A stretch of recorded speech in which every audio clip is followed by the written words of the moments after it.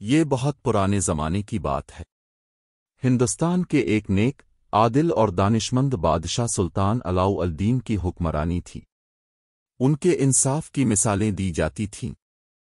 لوگ کہتے تھے، سلطان کا انصاف اس کی تلوار سے زیادہ تیز ہے۔ ایک دن ایک سپاہی بادشاہ کے دربار میں حاضر ہوا۔ اس نے شکایت کی، میرے پڑوسی نے میری زمین زبردستی چھین لی ہے اور کہتا ہے کہ یہ اس کے باپ دادا کی ہے۔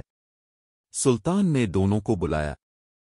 پڑوسی نے قسم کھائی کہ زمین اس کی ہے۔ سپاہی بھی قسم کھانے پر تیار تھا۔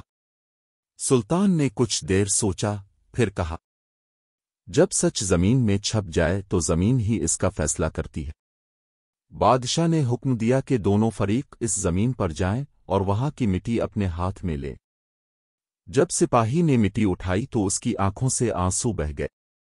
سلطان نے پوچھا، تم کیوں رو رہے ہو؟ سپاہی نے کہا، یہ مٹی میری ماں جیسی ہے۔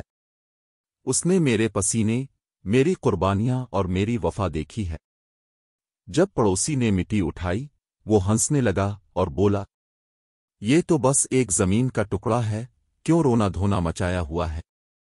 سلطان نے فوراً فیصلہ سنایا، زمین اس کی ہے جو اس سے محبت کرتا ہے، نہ کہ جو اس پر صرف ملکیت کا دعویٰ کرتا ہے۔